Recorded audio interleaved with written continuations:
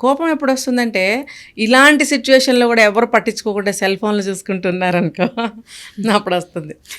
ఎందుకు వెళ్ళాలి గదా! టైం అవుతుంది గదా! వచ్చి ఒక చెయ్యేయొచ్చు గదా!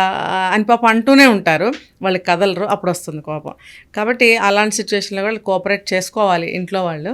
అయితే లేడీస్ కోపం చూపించవచ్చా అనంటే చెప్పాను గదా!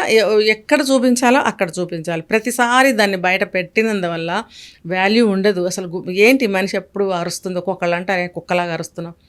అంటే భార్య అంటే విలువ లేని వ్యక్తులు కుక్క అనేస్తారు. అంటే అసలు అనచ్చా లేదా ఫస్ట్ ఆఫ్ ఆల్. అంటే పెళ్లి చేసుకుంటారు. వాళ్ళల్లో కలుపుకోలేకపోతారు. కానీ కుక్క అనేస్తారు అంత స్వతంత్రంగా. కొంతమంది, అందరినీ అనట్లేదు నేను.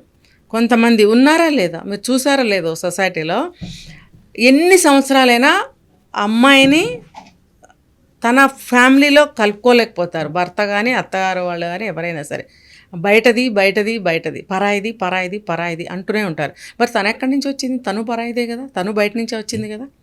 ఆ ఫ్యామిలీలోనే పుట్టి ఆ ఫ్యామిలీలో వాళ్ళని పెళ్లి చేసుకుని పుట్టిన దగ్గర నుంచి చచ్చిపోయే వరకు అదే ఇంట్లో ఉందా? తను కూడా బయట నుంచే వచ్చింది. కానీ ఈవిడ్ని మాత్రం అలాగ ట్రీట్ చేస్తారు. కానీ తిట్టేటప్పుడు మాత్రం ఎంత స్వతంత్రంగా కుక్క, పంది, నక్క, ఇంకా బూతులు. ఎక్కడి నుంచి వచ్చింది మీకు ఆ స్వతంత్రత? నీ మనిషి నా మనిషి నేను అనుకోకపోతే నీ మనిషి అని ఇలాంటప్పుడు మాత్రమే గుర్తుకొస్తుందా? మిగతా సమయాల్లో గుర్తురాదా నీకు నీ మనిషి అని? ఇబ్బందులు ఉన్నప్పుడు పట్టించుకోరు. ఇంకెప్పుడు గుర్తురాదు. నీకు కోపం వచ్చి నీకు దురద పుట్టి ఆ దురద తీర్చుకోవాలనుకున్నప్పుడు నీకు నీ మనిషి అని గుర్తుకొచ్చి నువ్వు తిడతావు, కొడతావు, బూతులు తిడతావు, ఏమైనా చేస్తావా?